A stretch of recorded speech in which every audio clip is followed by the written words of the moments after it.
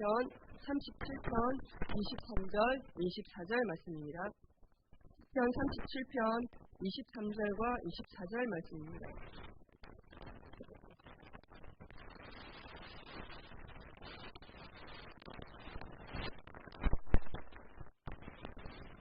저희들 한 목소리로 23절과 24절 말씀을 읽겠습니다.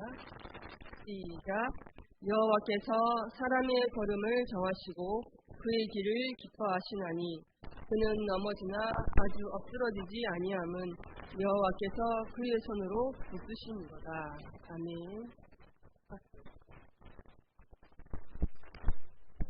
읽었습니다. 한 번 더 읽을까요? 아쉬운 것 같아요. 자, 23절, 24절 말씀. 여러분 성경책 가지고 계시니까 같이 읽어보겠습니다. 다시 한번 23, 24절입니다.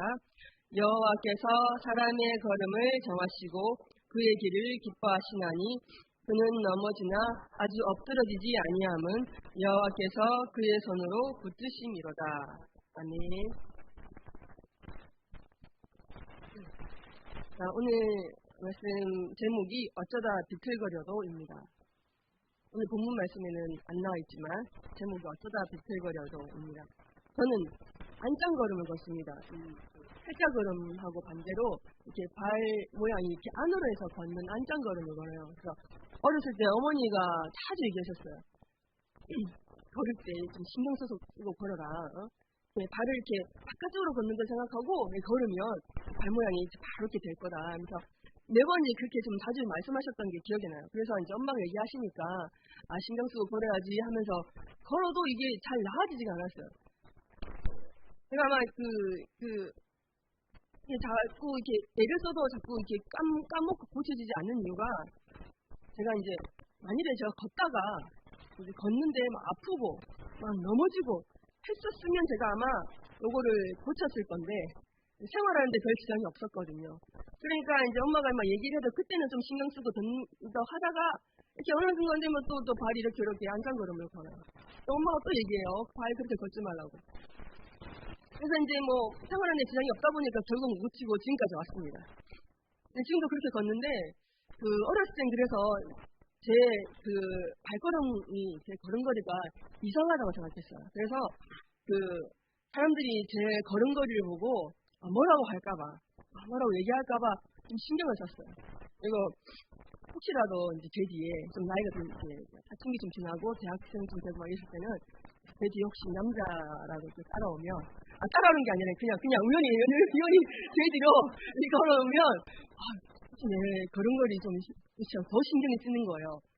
네, 어쨌든 그러다 결국 어쨌든 못 고쳤어요. 못 고쳤는데 근데 지금은 제가 걸음걸이에 별 신경 쓰지 않아요. 스트레스하고 그러지 않아요. 어느 날 주님께서 이제 예수님 믿고 하나님께서 그런 마음을 전해주셨어요. 어떤 마음이냐면, 너는 다른 사람 걸음걸이 어떻게 걷는지 신경 쓰고 걷냐? 신경 쓰고 보냐? 다른 사람들이 어떻게 걷나? 너 그거 보고 다니냐? 저 사람 왜 저렇게 걷지? 그런 생각 너 하고 있냐? 아니요, 진짜 안 그러는데요. 그러면 다른 사람도 안 그래. 다른 사람도 너 신경 안 써. 이거 안 하는데 왜 다른 사람은 그렇게 한다고 생각하냐? 이제 그런 마음을 하나님께 주셔가지고 마음의 자유를 얻게 되었습니다. 그래서 다른 사람은 그렇게 나는 안 그렇게 생각하는데 왜 다른 사람은 그렇게 생각했을까? 하나님께서 저에게 걸음걸이에 대해서 제 안에 있는 조금 약간 어떤 불편한 마음들을 하나님께서 좀 해결을 해주셨어요. 물론 어머니 때문에 제가 트라우마가 생기고 그런 건 아닌데 어머니가 보시기에 좀 이렇게 걸으면은 예쁘게 걸으면 좋겠네. 그렇게 걸었으면 더 좋았었겠죠. 근데 어머니도 제가 예쁘게 걸으면 더 좋아 보이니까 이렇게 걸으라고 말씀해 주셨을 거고. 근데 제가 결국은 나이가 들어서까지 걸음을 고치지 못했지만 어머니께서 그것 가지고 끝까지 저한테 뭐라 그러시고 스트레스고 그러지 않으세요. 포기하신 것도 있겠지만, 만약에 제 걸음걸이가 제 인생을 좌우하는 거였다면 아마 어머니 지금까지 저한테 따라붙으면서 얘기하실 거예요. 결혼하라 하는 것처럼. 저 걸음걸이 그렇게 하지 말라면서 계속 얘기하실 거예요. 근데 여러분 그러잖아요. 제 걸음걸이가 제 인생을 좌우하는 게 아니잖아요. 근데 생각해보면 우리 하나님도 제 걸음걸이에 신경 쓰지 않으세요. 너 왜 안짱거름으로 걷냐? 물어보지 않으세요. 너 왜 그렇게 걷냐? 이렇게 말씀하시지 않으세요. 하나님께서 가장 신경 쓰는 건 제가 생각하기에 하나님께서 가장 신경 쓰시는 건 가장 관심 있으신 건 너 지금 어디로 가고 있냐? 하나님께서 가장 관심이 있으신 게 그게 아닌가 생각해요. 예, 저는 개인적으로 우리 하나님께서 우리에게 가장 관심 있는 게 가장 관심을 기울이고 계신 게 딱 두 가지가 있다고 생각해요. 딱 두 가지 아닙니다. 가장 관심을 가지고 계시는 것 중에 두 가지가 있다고 생각하는데 하나는 우리의 됨됨이, 인격이라고 하죠. 또 하나는 우리의 삶의 방향. 이 두 가지에 우리 하나님이 가장 큰 포커스를 두고 계시다고 생각해요. 근데 우리의 됨됨이나 우리의 삶의 방향이나 이거는 전혀 별개의 얘기는 아니죠. 전혀 다른 얘기가 아닙니다. 그 사람의 됨됨이가 그 사람의 삶의 방향을 보여주고 또 반대로 또 그 사람의 방향을 보면 그 사람의 삶의 방향을 보면 그 사람의 됨됨이가 또 보인다고 생각합니다. 그러죠. 예전에 우리 부모님들 제가 지금 거의 50을 가고 있거든요. 저희 부모님들 이게 이렇게 말씀 많이 하셨어요.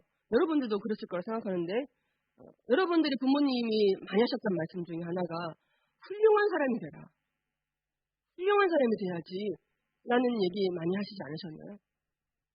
훌륭한 사람 말은 인격적으로 훌륭한 사람이 되라는 말씀이셨을 거예요. 근데 생각해보면 솔직히 말해보면 이 부모님께서 이 훌륭한 사람이 되라는 말에 진짜 혼내 우리는 공부 열심히 해서 공부 잘해서 좋은 대학 들어가고 좋은 직장 다니고 뭐 그게 사실은 훌륭한 사람이라는 생각을 하고 계셨다라는 생각이 듭니다. 그렇지 않습니까? 그러니까 어떻게 보면 우리 시대 아니죠. 우리 예전에 우리 부모님들은 우리 됨됨이보다는 우리의 삶의 방향에 좀 더 관심을 가지고 계셨다라는 생각이 듭니다. 좀 더 윤택한 삶, 좀 더 영향력 있는 삶, 이제 그런 쪽의 방향을 정하시고 맞추시고 우리를 좀 키우셨다라는 생각이 듭니다. 근데 제가 이제 요즘 제 친구들, 한국에 있는 제 친구들하고 이제 얘기를 하면서 제가 느낀 건데 요즘 부모님들, 제 친구 세대, 우리 친구들 세대 요즘 부모님들은 자녀의 됨됨이나 자녀의 삶의 방향에 대해서 우리 자녀들과 이렇게 진지하게 접근하지 못한다는 생각을 제가 하게 되었습니다. 모든 부모님이 그렇다고 제가 일반화시킬 수는 없지만 제가 우리 한국에 있는 친구들과 느끼면서 대화하면서 느낀 건데요. 요즘 부모님들은 이 자녀들에게 뭐라고 많이 얘기하는지 아십니까? 요즘 세대 부모님들 계시나요? 요즘 세대에 저랑 비슷한 세대에 계신 부모님 계시죠? 예전에는 우리 부모님들이 훌륭한 사람이 돼야지라고 말씀하셨다면 요즘 부모님들은 우리 자녀들에게 너 하고 싶은 거 해. 너가 좋아하는 거 해. 라는 말을 많이 하시는 것 같아요. 제 친구들은 이제 4명이 있는데 제 친구들은 다 결혼해서 또 자녀들이 있습니다. 일찍 결혼한 친구는 이제 딸이 대학생이 되죠. 좀 늦게 결혼한 친구는 이제 딸이 이제 초등학생인데 딸을 둔 친구가 있는데 이 초등학생 딸을 둔 친구가 이 대학생 딸을 둔 친구가 얼마나 부럽겠어요. 얼마나 부럽겠어요. 그러니까 뭐 하는 말이 맨날 이거예요. 너는 어떻게 키웠냐? 너 애를 어떻게 키웠냐? 초등학교 때는 어떻게 키우고 중학교 때는 어떻게 키우고 고등학교 때는 애를 어떻게 키웠냐 되게 궁금해요. 질문이 다 그거예요. 그러면 이 대학생 딸을 둔 친구가 이 초등학생 딸을 둔 친구에게 이렇게 조언을 합니다. 걔가 좋아하는 거 시켜. 걔가 하고 싶어 한다는 거 시켜. 이거예요. 여러분, 이 말을 어떻게 생각하십니까? 맞아. 맞지. 맞다고 생각하시는 분도 계실 거예요, 여러분 중에.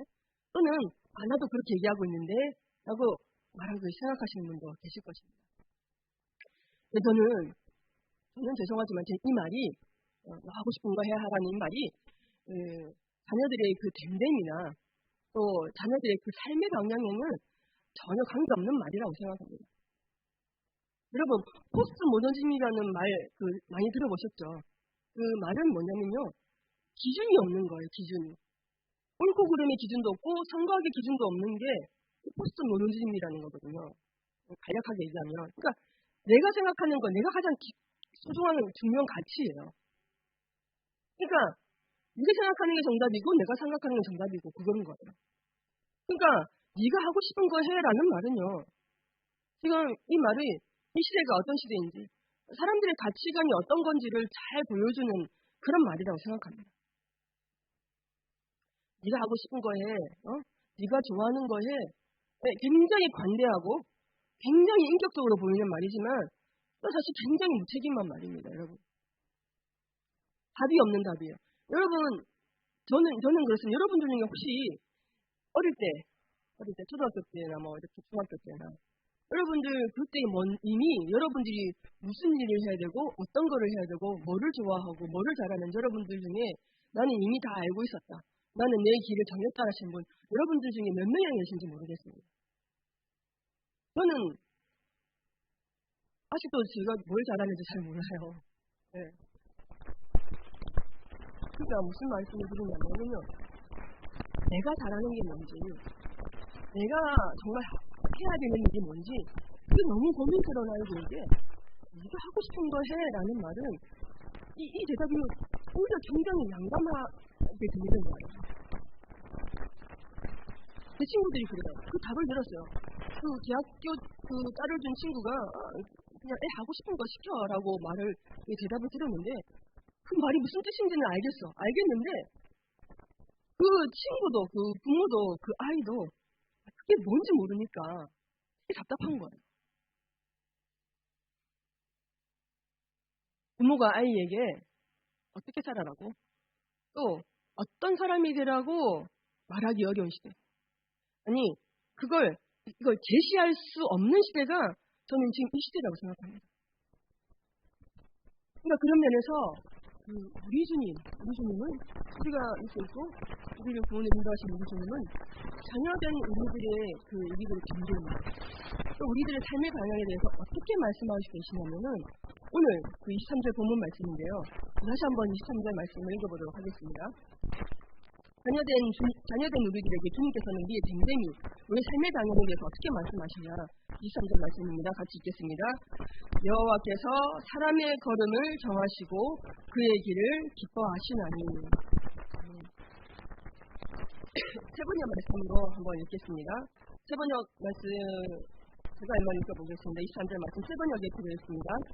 우리가 걷는 길이 주님께서 기뻐하시는 길이면 우리의 발걸음을 주님께서 지켜주시고. 다시 한번 읽어볼까요? 영상에 나와 있으니까. 영상 말씀 같이 읽겠습니다. 세번역입니다. 우리가 걷는 길이 주님께서 기뻐하시는 길이면 우리의 발걸음을 주님께서 지켜주시고. 아멘. 주님께서 우리 자녀들에게 우리에게 네가 하고 싶은 거 해라고 말씀하시지 않습니다. 오히려 뭐라고 말씀하십니까? 네가 갈 길을 우리 주님이 정하셨다고 말씀하게 돼요. 네가 걷는 길은 내가 기뻐하는 길이어야 된다라고 말씀하고 계십니다. 그래서 좀 전에 이렇게 말씀드렸습니다. 우리 주님께서는 자녀인 우리들에게 두 가지 면에서 깊은 관심을 가지고 계십니다. 하나는 우리의 됨됨이고 하나는 우리의 삶의 방향이다. 근데 그 두 개는 서로 연결되어 있다는 말씀을 드렸어요. 예전에 우리 부모님이 원하시는 훌륭한 사람이 되든 아니면 요즘 부모님들이 말씀하시는 네가 원하는 거, 네가 하고 싶은 그 일을 하든 그게 사실은 누군가가 원하는 삶, 또 내가 바라는 삶, 그게 참 모호하다는 거예요. 어떤 사람이 훌륭한 사람이고 어떤 게 내가 하고 싶은 일인지 분명하지 않은데 어떻게 내 삶의 방향을 정하고 그 방향에 따라 살며 또 어떻게 그런 사람으로 살아가는지 우리가 알 수가 있겠습니다. 그런데 우리 주님께서는 분명히 이렇게 말씀하세요. 너의 길을 내가 정해놨다라고 말씀하세요. 너의 길은 내가 정했다. 여러분, 우리 주님께서 지금 말씀하신 그 길, 우리 주님께서 정하셨다는 그 길이 여러분 어떤 길이라고 생각하십니까? 내가 너의 길을 정해놨는데 이 길이 너의 길인데 여러분 이 길이 어떤 길이라고 생각하십니까? 이 길은요 여러분 십자가의 길입니다. 십자가의 길 외에는 하나님께서 주신 길이 없어요. 주님께서 말씀하시는 주님께서 정하신 이 길, 이 십자가의 길은요, 우리를 구원으로 인도하신 길이면서 동시에 우리의 이 구원을 완성해 나가는 길이기도 합니다. 다시 한번 말씀드릴게요. 예수께서 말씀하신 십자가의 길은요, 우리를 구원으로 인도하는 길이시면서 동시에 또한 우리의 구원을 완성해 가는 길이기도 합니다. 그래서 주님께서 이 구원받은 백성들을 향해서 네가 하고 싶은 일을 해. 훌륭한 사람이 되라 말씀하시지 않고 내가 정한 길, 우리 주님이 정한 길, 십자가의 길을 걸어라고 말씀하시는 거예요. 길의 입구까지 왔어요. 길의 입구까지 왔는데 거기서 이제 어디로 가야 되지? 망설이게 하지 않으셨다는 겁니다. 우리는 어떻게 보면 길의 입구까지 왔으면 끝났다고 생각해요. 구원까지 왔으면 끝났다고 생각하지만 그렇지 않습니다, 여러분. 그 다음을 걸어가야 돼요. 그 다음 구원의 완성까지 걸어가야 되는데 그 길을 우리 주님께서 이미 정해 놓으셨다는 겁니다. 이 십자가의 길은요, 찬양을 많이 해서 그런 것 같은데 단순히 고난의 길, 순결 길이 아닙니다. 단순하다고 표현해서 죄송하지만 십자가의 길은요, 우리 예수님의 인격이 묻어나 있는 것입니다. 예수님의 사랑, 인내, 긍휼, 순종, 헌신, 이런 예수님의 인격들이 십자가에 있어요.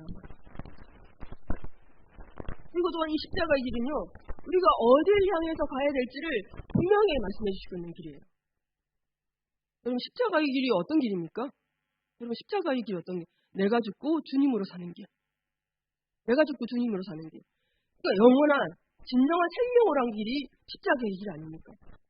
여러분, 이 십자가의 길은요, 내 한평생, 내 평생 우리 예수님 걷기 닮기로 결심한 사람들이 걸어가는 그 생명의 십자가의 길이라는 거예요. 그러니까 지금 주님께서 이 구원받은 백성을 향해서 우리들을 향해서 너의 길을 내가 정해놨다라고 말씀하시는 거는 우리를 얽매고 우리를 조롱하고 하시다는 말씀이 아니라 십자가의 길로 우리를 추적하시겠다는 말씀이죠. 왜냐하면 그 길이, 십자가의 길이 우리가 예수님의 인격으로 회복되고 예수님이 허락하신 통성한 이 생명의 길을, 생명의 삶을 누리는 길이기 때문입니다. 여러분 믿으십니까? 믿으신가요? 여러분, 우리가 이 십자가의 길을 걷는다면, 여러분이 사랑하는 여러분의 자녀들도 그 길을 걸어야 하지 않겠습니까?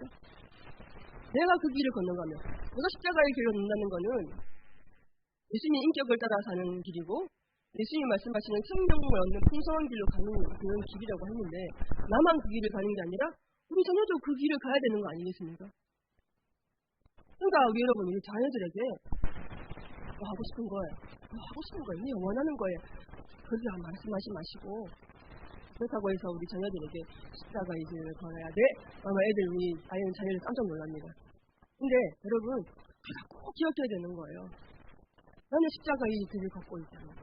그리고 우리 자녀들도, 우리 하나님의 자녀, 우리 자녀들도 십자가의 길을 걸어야 된다는 거 여러분들 꼭 기억하셔야 돼요. 그 십자가의 길이 어떤 길이야? 예수님의 인격으로 회복되는 길이고, 구원의 완성, 그죠? 풍성한 삶을 누리는 길이라는 여러분들 꼭 기억하셔야 됩니다. 제가 사실 오늘 이 말씀 전하면서 마지막까지 제가 고민을 해서 이 얘기를 해야 되나 말아야 되나. 왜냐면 심란한 마음이 있어가지고. 근데 주보에도 나오고 계속 기도하지만 여름 캠프를, 교회학교 여름 캠프를 계속 하고 있지 않습니까? 많이 기도도 해주시고 관심도 가져주시고 하고 준비하고 있는데 당연히 여름 캠프, 주일학교, 교회학교 여름 캠프 갈 거라 생각했는데 여러 가지 이유로 안 가고 못 가는 친구들이 있어요. 여러분, 캠프가 다가 아니라는 건 맞습니다. 올해도 있고 내년에도 있고, 초등학교 못 가면 중학교 때 가면 되고, 중학교 때 못 가면 고등학교 때 가면 되고, 고등학교 때 못 가면 청년 때 가면 되고, 청년 때 못 가면 결혼해서 가면 되고.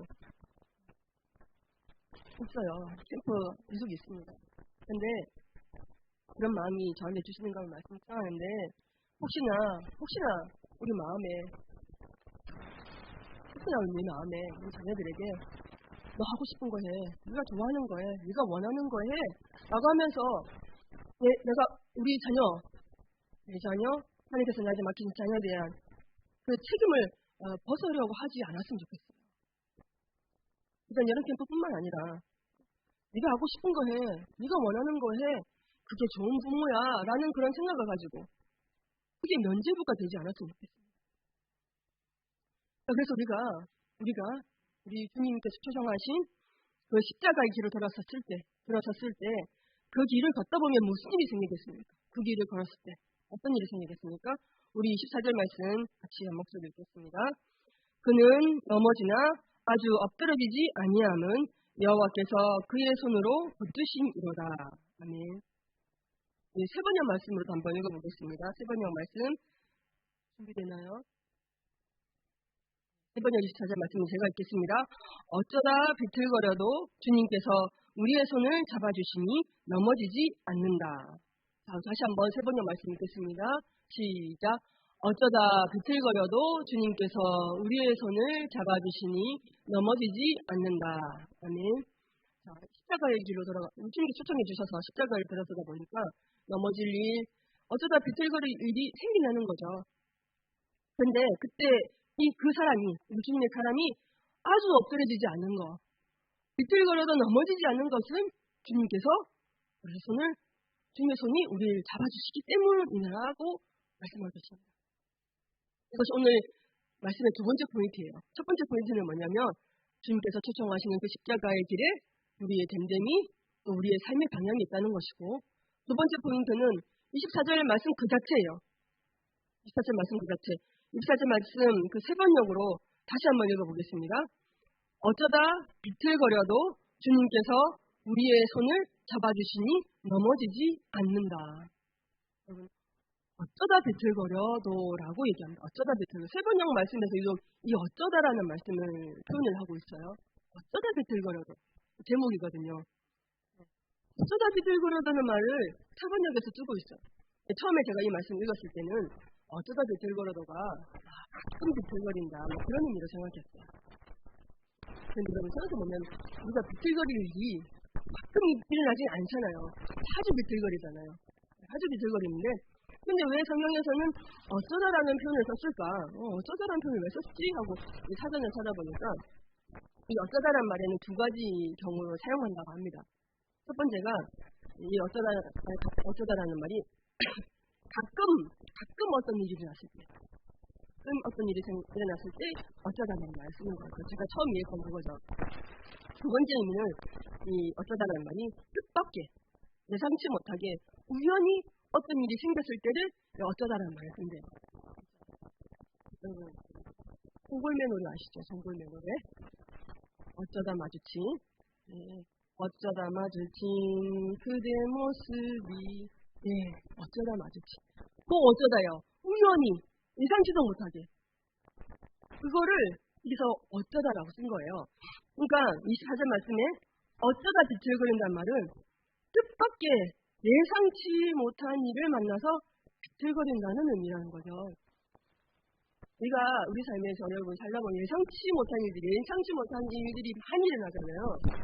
바라려고 한 일이 잘못되기도 하고 호기심으로 한 일이 큰 화를 자초하기도 하고 때로는 다른 사람 때문에 내가 좀 맞기꼬마래로 하는 경우도 생기고 그런 일들이 막 일어나 보면 우리가 막 비틀거린다는 거예요. 예수를 믿는 사람이든 안 믿는 사람이든 어쩌다 비틀거릴 일들을 많이 만나게 되는데 그리고 또 그걸 막을 수도 없는데 근데 여러분 우리가 기억해야 될 것은 예수 믿는 우리는 어디서 비틀거리냐면은 십자가 길에서 어쩌다 비틀거리는 일들을 만나게 된다는 겁니다. 다른 길이 아니라 십자가 길을 가는 길에서 우리가 어쩌다 비틀거리는 일들을 만나게 된다는 것을 우리가 꼭 기억해야 됩니다. 제가 10편 말씀을 그렇게 좋아하지 않아요. 정확하게 말씀드리면 이 10편 말씀으로 설교하기가 참 어려워요. 근데 제가 이제 이 10편 말씀을 지금 나누고 있는데 이미 제가 이 말씀을 몇 년 전에 성경 통독을 하다가 제 마음에 주신 말씀인데 하나님께 주신 말씀, 제 마음에 새겨진 말씀인데요. 2021년도에 이제 코로나가 한창 심했잖아요. 이제 많은 분들도 참 많이 힘들어하셨고 많이 어려운 시간들을 보내셨는데 저도 그때 참 많이 이렇게 심적으로 많이 힘들었어요. 틀어지고 싶은 마음이 막 생길 때요. 풍기도 아닌데 막 막 마음이 안 들고 막 건들기만 해봐 막 그런 마음이 막 들끓고 있었어요. 나 왜 이러지? 너 왜 이렇게 삐뚤어지고 있지? 막 왜 이렇게 삐뚤어지고 싶지? 막 고민도 하고 막 기도도 해보고 막 상담도 해보고 막 그러면서 점점 많이 좋아졌어요. 좀 많이 좋아진 거예요. 예, 내 마음 간데 어떻게 이제 제 마음이 이렇게 삐뚤어졌나 이제 생각해보니까 고민하고 막 상담해보니까 제 마음 가운데 어떻게 이런 일이 생길 수 있지? 그런 마음이 제 마음에 있었던 거예요. 어떻게 이런 일이 있을 수 있지? 교회에 어떻게 이런 일이 있을 수 있지? 교육자가 주의 종이 어떻게 이럴 수 있지? 그런 게 제 마음에 막 있었던 거예요. 막 그것 때문에 분노하고 막 낙심이 막 일어났던 거예요. 내 자신을 봐도 막 답답하고 막 낙심되고 막 화가 나고 막 그랬던 거예요. 저에겐 이게 어쩌다 비틀거리는 일이었던 거예요. 교회가 이런 거고 관심자는 이런 거고 그런 이미지가 저한테 있었던 거예요. 근데 그게 막 흔들거린 거예요. 막 흔들리니까 그게 저에게는 큰 예상치 못한 사건이었어요. 그렇게 한번 비틀거리니까 막 주체를 못하겠는 거예요. 막 부딪히고 다니는 거예요. 흔들기만 해봐 막 이러면서. 근데 막 이게 여러분 아시겠죠? 다리 위에 막 걷는데 누가 막 흔들거리면 막 이게 막 흔들거리잖아요. 여러분 그거 아십니까? 다리가 막 흔들거릴 때 그냥 출렁다리라고 그거 말고 그냥 다리 있잖아요. 철근 콘크리트도 이렇게 다니고 바람이 이렇게 요동칠 때랑 다리가 이렇게 요동칠 때랑 탁 맞아지면요. 그 다리가요. 이렇게 막 흔들리면서 그 철근 콘크리트 다리가 탁 부러져요. 이렇게 영상이 있습니다. 아빠분 계셔가지고 잘못해서 하면 안 되겠구나. 이게 분명히 생겨가지고요. 그 철근 콘크리트 다리도요. 이렇게 흔들리면서 탁 부러집니다. 탁 부러져요. 여러분. 그렇게 끊어져야지 우리는 구주를 받을 수가 있어요. 그렇게 끊어져야지 우리는 구원을 받을 수가 있어요. 십자가를 걷는 사람들은 그래야 돼요. 다리가 끊어서 떨어져야 다리가 끊어서 떨어져야 그때 비로소 우리는 우리를 주님께서 붙들고 계시는구나. 그걸 우리가 경험할 수 있는 겁니다.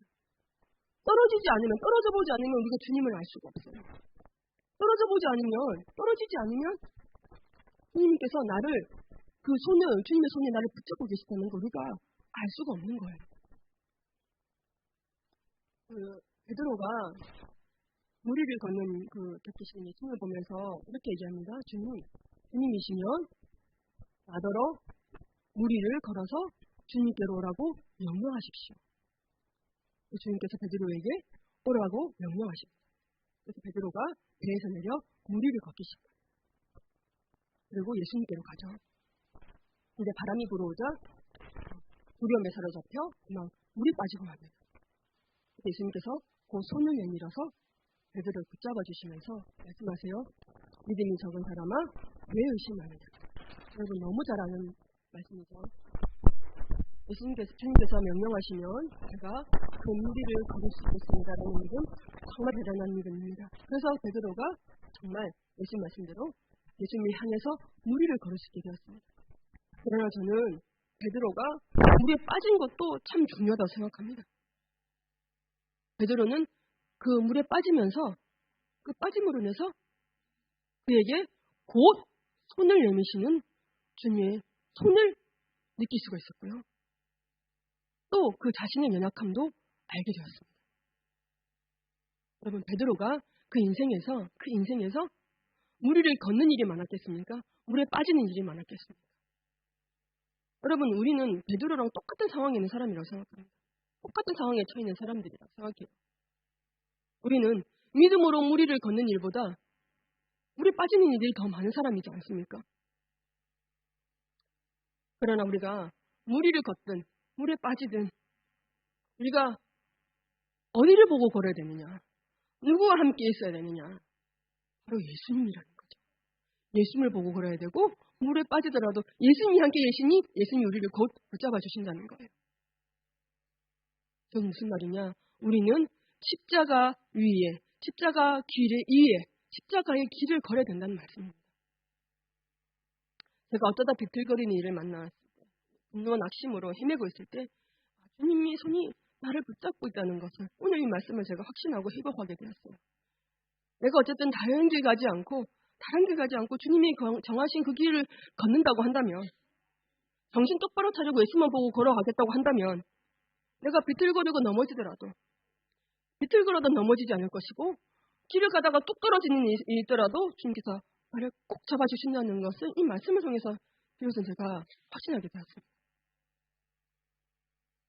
우리는 어쩌다 비틀거리는 일을 막을 수는 없습니다.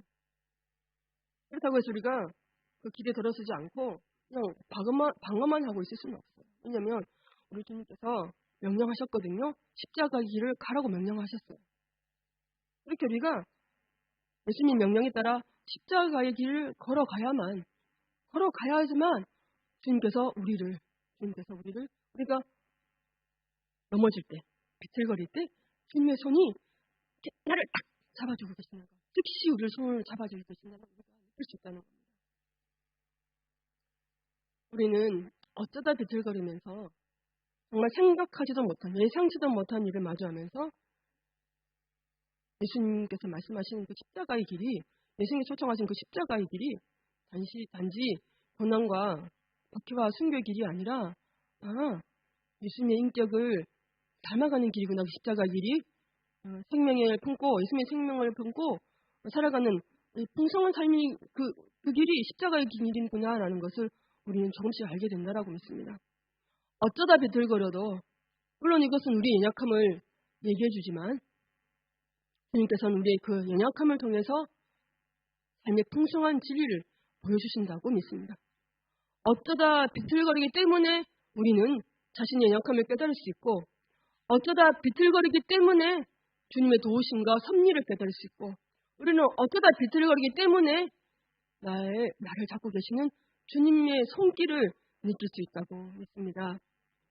오늘 말씀 마치면서 마지막으로 오늘 처음 함께했던 찬송 342장 찬송을 함께 찬양하시고 기도했으면 좋겠습니다. 오늘 찬송 342장 찬송 말씀이 가사가 참 위로가 되는 것 같습니다. 너 시험을 당해 죄짓지 말고 너 용기를 다해 곧 물리치라. 너 시험을 이겨 새 힘을 얻고 주 예수를 믿어 늘 승리하라. 우리 구주의 힘과 우리 그의 위로를 빌라. 주님 내 편에 서서 항상 도우시. 우리 이 믿음 가지고 다시 찬송 함께 주님께 올리겠습니다.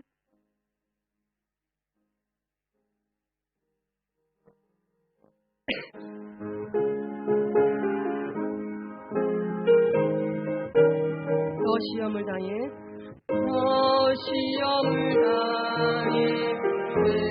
죄짓지 말고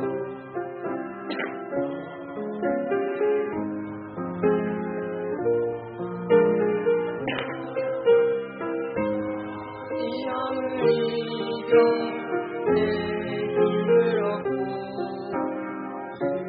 예수를 믿어 늘 승리하라.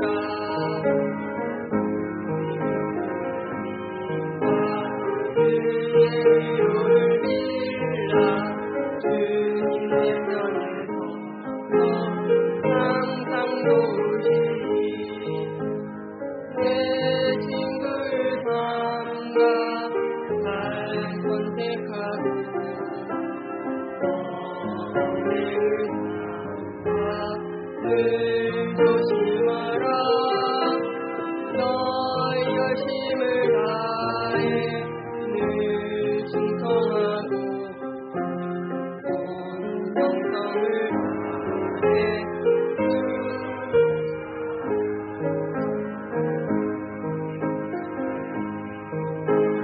그의 위로를 빌라. 주님의 편에 서서 항상 도우시니 달리는 자는 상 받으리니 낙심치 말고 늘 전진하라. 내 구세주 예수 님 주시리니 예수를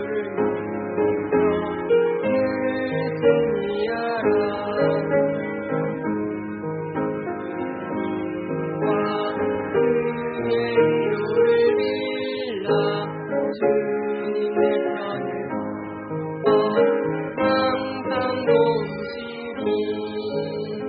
하겠습니다. 선하고 신실하신 주님, 오늘도 이번 한 주도 별일 없이 지냈습니다. 이렇게 말할 수 있는 것은 우리 주님의 손이 우리를 붙잡고 계시기 때문입니다. 그러나 어쩌다 비틀거리는 일로 인해 우리가 더 강력하게 우리를 붙드시는 우리 주님의 손을 체험하게 됨을 또한 믿습니다. 어쩌다 비틀거리는 연약한 저희들이지만 끝까지 주님이 정하신 길, 십자가의 길을 걸어갈 수 있도록 붙잡아 주시고 같은 길에 있는 사람들끼리 서로 격려하며 기도하며 끝까지 이 길을 완주할 수 있도록 축복해 주시옵소서. 우리 주님의 이름으로 기도드렸습니다. 아멘. 우리 함께 자리에 일어나셔서 성령 찬송하시겠습니다.